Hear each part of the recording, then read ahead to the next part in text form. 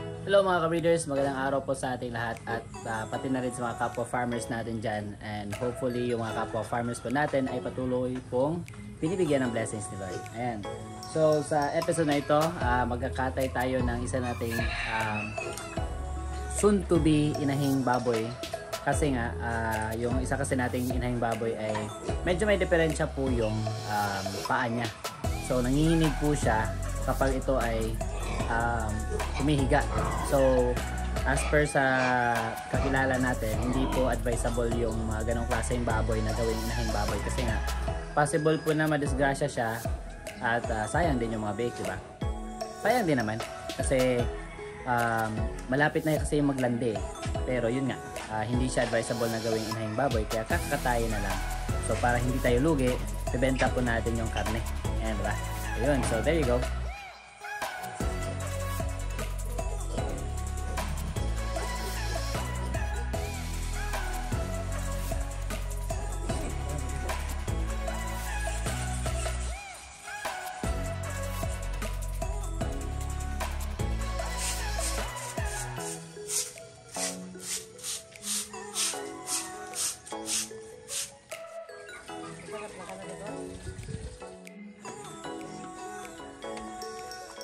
Problema kay bana may nikuyog. Aga.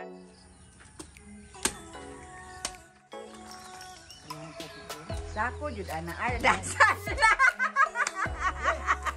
Ara man dala.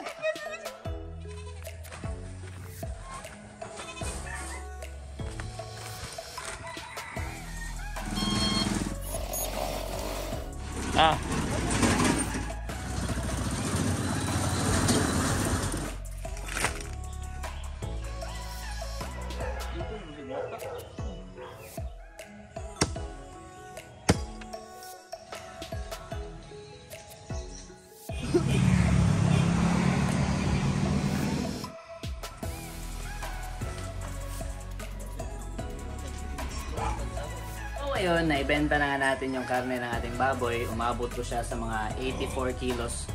So, yung karne lang yun hindi kasali yung laman loob, tsaka yung ulo. Almost 30k po yung kita natin sa karne. So, okay na rin. Kasi bawing-bawin na rin natin yung feeds na in-invest natin dun para sa ating inahing baboy. Or gagawing inahing baboy.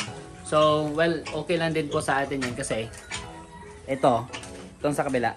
Yan, yung natira nating soon to be inahing baboy ay aantay na lang tayong maglandi ulit, pangalawang paglalandi niya kasi nung unang naglandi ito hindi namin pina-AI kasi una pa lang so may duda kami na malapit na po siya maglandi kasi yung ari niya ay namamagana rin.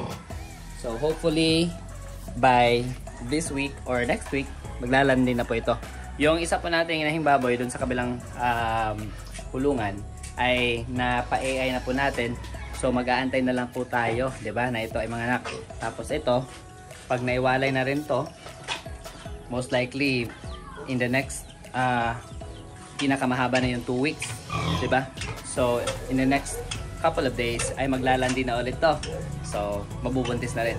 So most likely by December meron na po tayo may ibentang lilitsunin, di ba?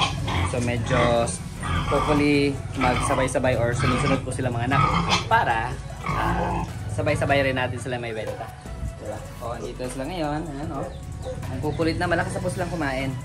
Ayan, malakas na po silang kumain. Kaya thankful po tayo, di ba?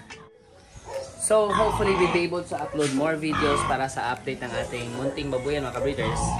So yun lang. God bless us all. Goodbye and happy breeding!